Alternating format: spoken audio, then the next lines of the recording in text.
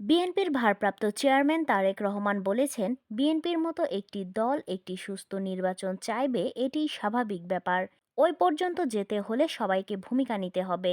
Staff reporter মিনহাসউদ্দিন জানান, শনিবার ফরিদপুর বিভাগীয় কর্মশালায় ভার্চুয়ালি যুক্ত হয়ে তিনি একথা বলেন। তারেক রহমান আরও বলেন, এই অবস্থায় দেশে দ্রুত স্থিতিশীল অবস্থা দেখতে চায় বিএনপি। বিএনপির ৩১ দফায় সবকিছু না, যদি এর চেয়ে ভালো কোনো প্রস্তাবনা কেউ দেয় অবশ্যই তা গ্রহণ করা হবে। জনগণের সমর্থন নিয়ে দেশ পরিচালনার সুযোগ পেলে তখনই ৩১ দফা বাস্তবায়নের সুযোগ পাবে বিএনপি। নেতাকর্মীদের উদ্দেশ্যে বিএনপির ভারপ্রাপ্ত চেয়ারম্যান বলেন, জনগণের আস্থা ধরে রাখার দায়িত্ব দলের সকলের। স্বৈরাচারকে পালিয়ে যেতে যে বাধ্য করা হয়েছে এটা বিএনপি একা করেনি, সব শ্রেণী পেশা ও রাজনৈতিক দলের সহযোগিতায় পালিয়ে যেতে বাধ্য হয়েছে স্বৈরাচার সরকার। জনগণের আস্থা ধরে রাখার জন্য যে যে কৌশল নিতে হবে প্রত্যেকটি কৌশল ধারণ করবেন।